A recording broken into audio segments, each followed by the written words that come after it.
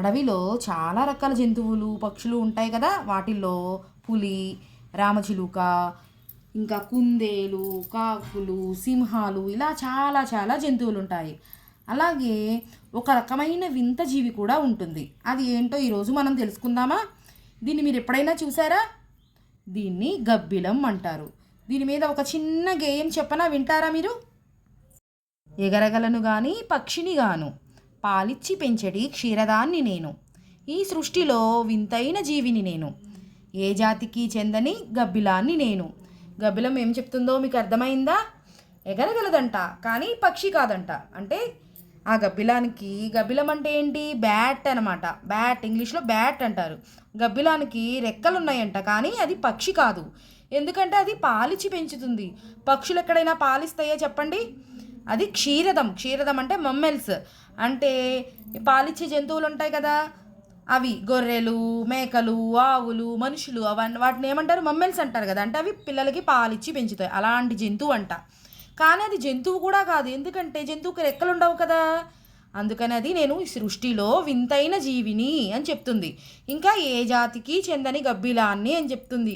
ఈ పాఠం మొత్తాన్ని నేను మీకు ఒక చిన్న కథ రూపంలో చెప్పేస్తాను. తర్వాత మనం పాఠం ఎక్స్ప్లెయిన్ చేసుకుందాం, ఓకేనా? ఒకసారి పక్షులకి, మృగాలకి, అంటే జంతువులకి ఒక భయంకరమైన యుద్ధం జరిగిందంట. అలా చాలా సంవత్సరాలు జరుగుతూనే ఉందంట అడవిలో. ఒకరోజు పక్షులు గెలిస్తే ఇంకొక రోజు జంతువులు గెలిచేవంట.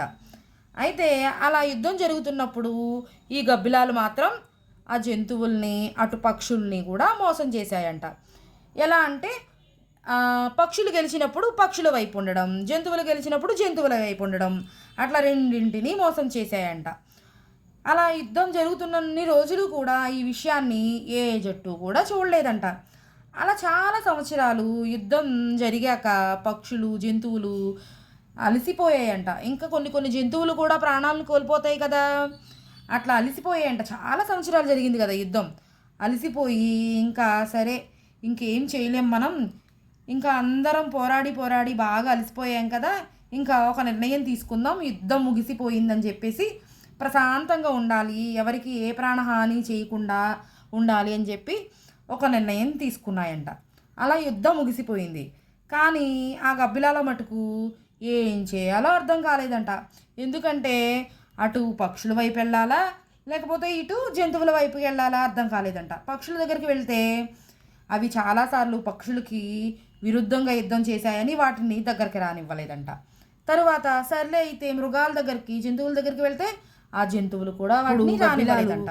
ఏ ఆశ్రయం లేక ఇక పక్షులు కాలేక అటు మృగాలు కాలేక ఒంటరిగా ఉండిపోయాయంట. ఇప్పుడు మనం పాఠం మొత్తం ప్రతి పారాగ్రాఫ్ చదువుతూ వివరించినా మీకు అర్థమయ్యేలాగా